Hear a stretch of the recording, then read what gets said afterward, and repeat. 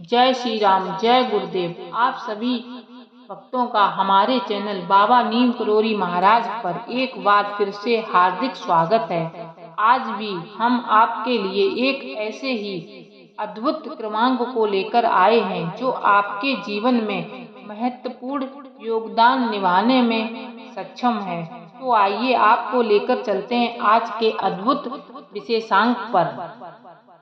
शनि देव के नाम से ही हर व्यक्ति डरने लगता है। शनि की दशा एक बार शुरू हो जाए तो 7.5 साल बाद ही पीछा छोड़ती है, लेकिन हनुमान भक्तों को शनि से डरने की कोई जरूरत नहीं है। शनि ने हनुमान जी को डराना चाहा, लेकिन अपने मुंह की खानी पड़ी। आइए जानते हैं। महान पराक्रमी हनुमान अमर हैं। पवन पुत्र हनुमान रघुकुल के कुमारों के कहने से प्रतिदिन अपनी आत्मकथा का कोई न कोई भाग सुनाया करते थे। उन्होंने कहा कि मैं एक बार एक संध्या के समय अपने आराध्य श्री राम का स्मरण करने लगा। उसी समय ग्रहों में पाप ग्रह मंद गति सूर्य पुत्र शनि देव पधारे। ये अत्यंत कृष्ण वर्ण के विशालाकार थे। वह अपना सिर प्रायः झुकाए रखते थे, जिस पर अपनी दृष्टि डालते वह स्वयं नष्ट हो जाता था। शनिदेव हनुमान के बाहुबल पराक्रम को नहीं जानते थे। हनुमान ने लंका में 10 ग्रीव के बंधन से मुक्त किया था। वह हनुमान जी से विनय पूर्वक किंतु कर्कश स्वर में बोले, हनुमान जी, मैं आपको सावधान करने आया हूँ। त्रेता की बात दूसरी थी, अब कलयुग प्रारंभ हो गया है। भगवान वासुदेव जिस क्षण अपनी अवतार लीला का समापन किया, उसी क्षण से पृथ्वी पर कलयुग का प्रभुत्व हो गया है। यह कलयुग है। इस युग में आपका शरीर दुर्लभ है और मेरा शरीर बलिष्ठ हो गया है। अब आप मेरी 7.5 की दशा प्रभावी हो गई है। मैं आपके शरीर पर आ रहा हूँ। शनिदेव को इस बात का तनिक भी ज्ञान नहीं था कि रघुनाथ का भक्त के ऊपर काल का कोई प्रभाव नहीं पड़ता। करुणा निधान जिसके हृदय में एक क्षण को भी आ जाते हैं, काल की कला वहाँ सर्वथा निष्प्रभावी हो जाती है। प्रारब्ध के विधान वहाँ प्रभुत्वहीन हो जाते हैं। सर्व समर्थ पर ब्रह्मा के सेवकों का नियंत्रण संचालन पोषण प्रभु ही करते हैं। उनके सेवकों की ओर दृष्टि उठाने का साहस कोई सुर असुर करे तो वह स्वयं अनिष्ट भाजन होता है। शनिदेव के अग्रज यमराज भी प्रभु की भक्त की ओर देखने का साहस नहीं कर पाते। हनुमान जी ने शनिदेव को समझाने का बहुत ही प्रयत्न किया कि आप कहीं अनियंत्र जाएं। ग्रहों का प्रभाव पृथ्वी के मरणशील प्राणियों पर ही पड़ता है।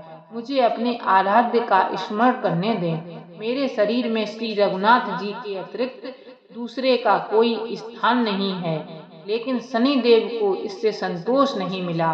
वह बोले, मैं सृष्टिकर्ता के विधान से विवश हूँ। आप पृथ्वी पर रहते हैं, अतः आप मेरे प्रभुत्व क्षेत्र से बाहर नहीं हैं। पूरे 22.5 वर्ष व्यतीत होने पर 7.5 वर्ष के अंतर से 2.5 वर्ष के लिए मेरा प्रभाव प्राणी पर पड़ता है, किंतु यह गौड़ प्रभाव है।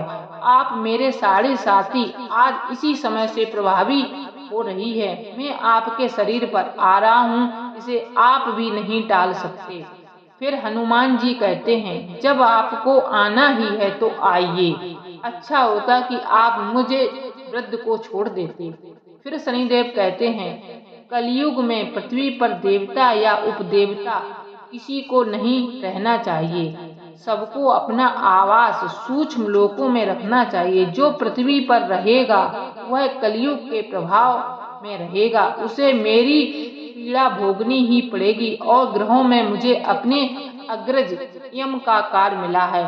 मैं मुख्य मारक ग्रह हूँ और मृत्यु के समय निकट वृद्ध ही होते हैं, अतः मैं वृद्धों को कैसे छोड़ सकता हूँ। हनुमान जी पूछते हैं, आप मेरे शरीर पर कहाँ बैठने आ रहे हैं। शनिदेव गर्व से कहते हैं, प्राणी के सिर पर। मैं 2.5 वर्ष प्राणी के सिर पर रहकर उसकी बुद्धि को विचलित बनाए रखता हूँ। मध्य में 2.5 वर्ष उसके उदर में स्थित रहकर उसके शरीर को अस्वस्थ बनाता हूँ व अंतिम 2.5 वर्ष में पैरों में रहकर उसे भटकाता हूँ। फिर शनिदेव हनुमान जी के मस्तक पर आ बैठे तो हनुमान जी के सिर में खाज हो गई और वो अपने सिर को खुजलाने लगे और इसे मिटाने के लिए हनुमान जी ने बड़ा सा पर्वत उठाकर सिर पर रख लिया।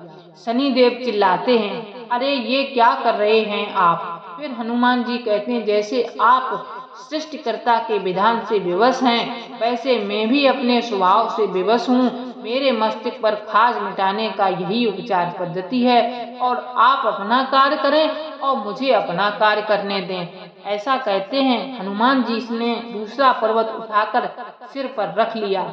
इस पर शनिदेव कहते हैं, आप इन्हें उतारिए, मैं आपसे संधि करने को तैयार हूँ। इतना कहते ही हनुमान जी ने तीसरा पर्वत उठाकर अपने सिर पर रख लिया तो शनिदेव चिल्ला चिल्ला कर कहते हैं कि मैं अब आपके समीप नहीं आऊंगा।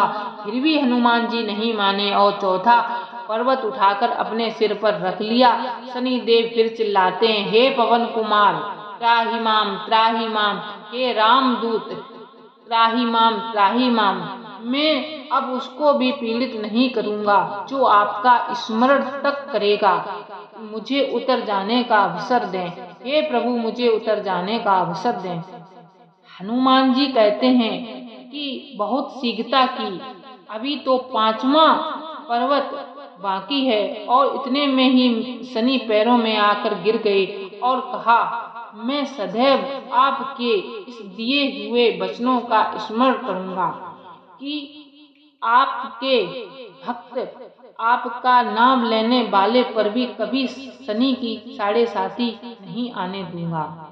और आघात के उपचार के लिए शनिदेव हनुमान जी से तेल मांगने लगे। हनुमान जी तेल कहाँ देने वाले थे, वहीं शनिदेव आज भी तेल दान से संतुष्ट होते हैं।